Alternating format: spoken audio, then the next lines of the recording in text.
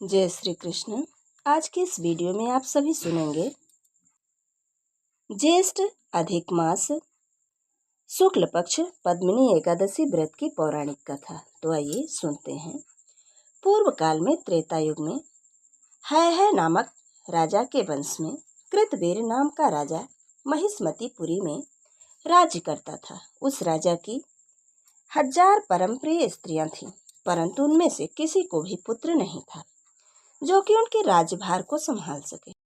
देवता, पितृ, सिद्ध तथा अनेक चिकित्सकों आदि से राजा ने पुत्र प्राप्ति के लिए काफी प्रयत्न किए, लेकिन तब भी वह असफल रहे।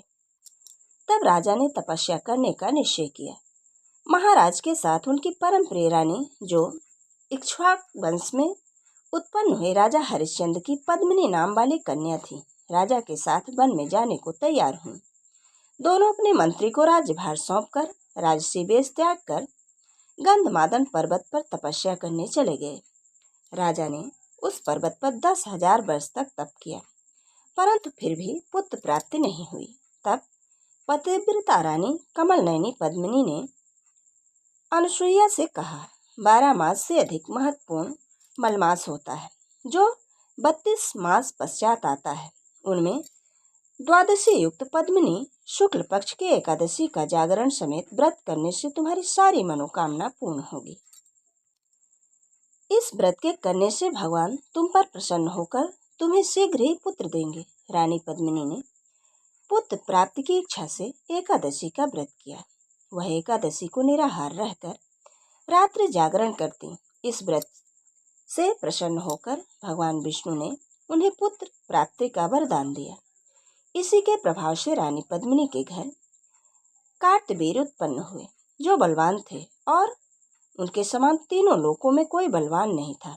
तीनों लोकों में भगवान के सिवा उनको जीतने का सामर्थ्य किसी में नहीं था।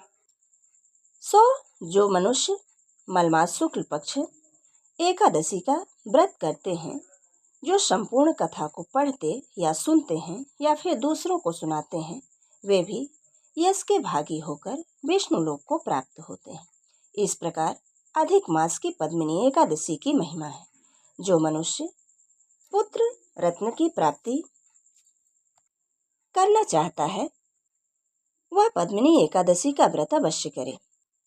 यह पद्मिनी एकादशी पुत्र रत्न को देने वाली और साथ में समस्त सुखों को देती है और मृत्यु के पश्चात मोक्ष को प्रदान करती है।